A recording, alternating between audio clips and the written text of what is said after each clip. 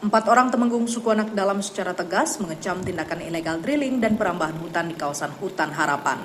Bahkan ada 2 orang suku Anak Dalam yang terlibat pekerja ilegal drilling. Temenggung Jelitai mengungkapkan bahwa ada oknum yang tidak bertanggung jawab yang mengatasnamakan masyarakat orang rimba untuk melakukan perambahan hutan, mencoba melobi dan mengarahkan warga suku Anak Dalam melakukan hal-hal yang tidak sesuai dengan adat. Keempat Temenggung ini sudah melakukan kunjungan dan mengajak oknum orang rimba yang terlibat secara adat. Mereka memberikan pengarahan dan menyadarkan kelompoknya yang ada di lokasi tersebut.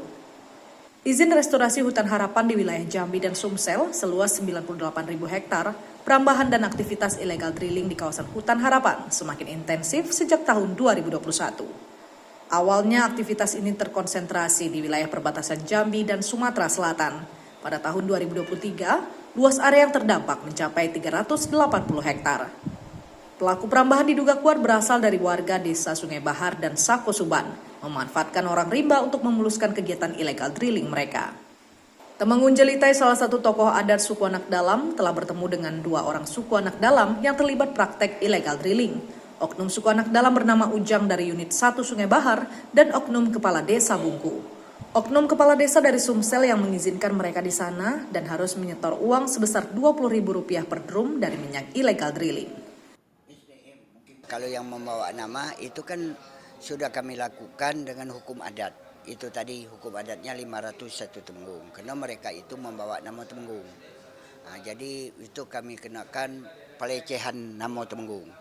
Nah, maka mereka itu kami tuntut dengan global semua dengan kejadian itu 500 keping kain. Per 1 Temenggung. Karena mereka itu kan nama-nama Temenggung dibawanya juga ke situ. 4 Temenggung kami yang dibawa nama-nama kami di situ. Nah, jadi kami juga tidak senang dengan dia bawa nama kami yang ada di situ.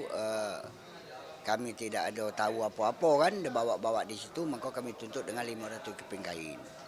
Hutan Harapan menjadi harapan sebagai satu-satunya hutan dataran rendah yang tersisa di Provinsi Jambi sebagai perusahaan yang memiliki tanggung jawab besar dalam pengelolaan dan restorasi hutan ini. Manajer Pelindungan Hutan Harapan Damanik menyebutkan ada 20 sumur ilegal drilling yang aktif.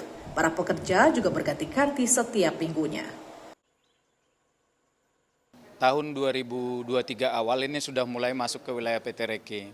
Nah, setelah masuk ke wilayah PT Reki ini mulai kita rutin patroli, berikan himbauan, masang rambu-rambu di lapangan, ada memberikan surat peringatan, terus ada juga melakukan pengusiran.